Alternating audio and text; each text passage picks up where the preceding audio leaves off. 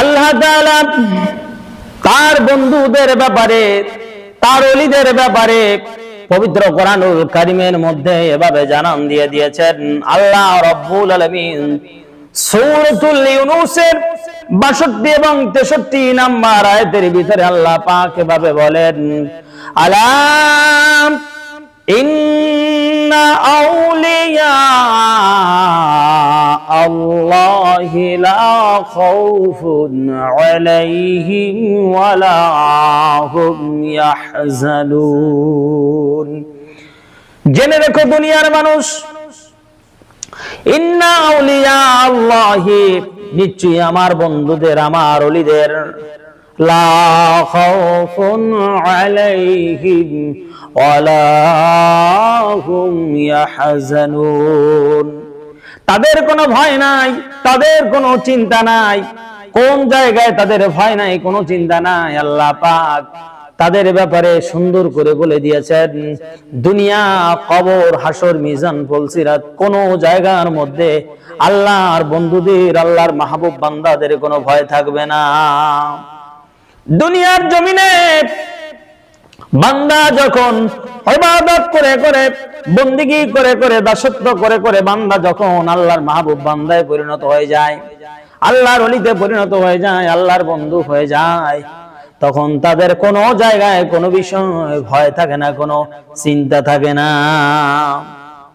মুখে দাবি করলে তো আল্লাহর ওলি হওয়া যায় না। আল্লাহ রাব্বুল আলামিন কন্ডিশন দিয়ে দিলেন, দুটি জিনিসের বিনিময়ে তোমাকে আমার ওলি হওয়া লাগবে, আমার মাহবুব বান্দা হতে পারবে। আল্লাযীনা আমানু ওয়া কানু ইয়াত্তাকুন। বান্দারে, ঈমানদার হতে হবে। আমার বন্ধু হওয়ার জন্য তোমাকে ঈমানদার হওয়া লাগবে। ২ নম্বরে ইয়াত্তাকুন, তোমার অন্তরে আমি আল্লাহ পাকের ভয় থাকা লাগবে।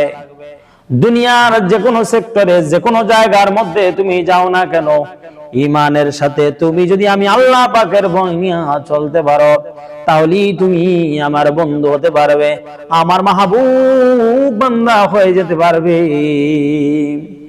আল্লাহ পাক বলেন, যদি তুমি আমার মাহবুব বান্দা হয়ে যাও, আমার ওলি হয়ে যাও, আমার বন্ধু হয়ে যাও, লাহুমুল বুশরা ফিল হায়াতিদ দুনিয়া ওয়া ফিল আখিরাহ।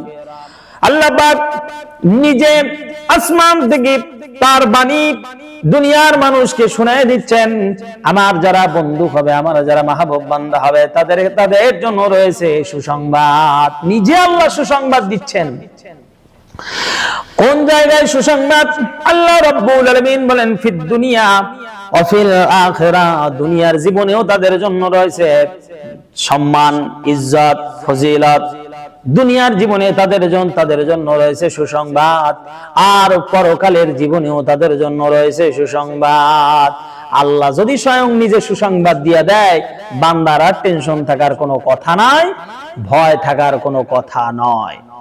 আমার বন্ধুগণ, আল্লাহ পাক বলেন, আমি বলেছি কার্যকর হবে না, বিষয়টা এমন নয়। লা তাবদীলা লিকালিমাতিল্লাহ, আমার কথার কোনো রদ হয় না, বদল হয় না, তাবদীল হয় না। আমি যা বলেছি তাই বাস্তবায়িত হবে।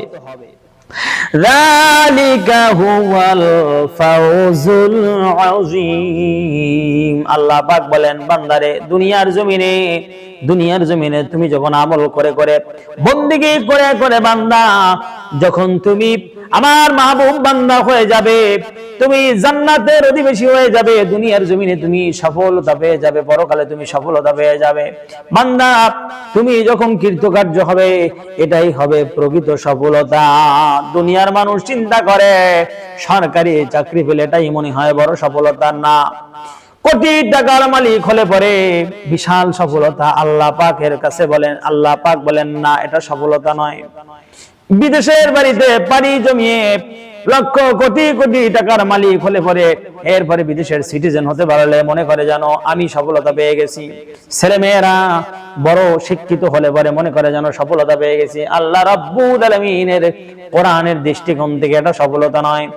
আল্লাহ পাক সফলতা ঘোষণা করলেন, তুমি যখন আমার মাহবুব বান্দা হয়ে যাবে, তুমি যখন আমার প্রকৃত বান্দা হয়ে যাবে, তখন তুমি দুনিয়া এবং পরকালে আমার পক্ষ থেকে যখন সুসংবাদ পাবে, এটাই হবে তোমার জন্য সফলতা। আল্লাহর কাছে বলি, মহান মালিক,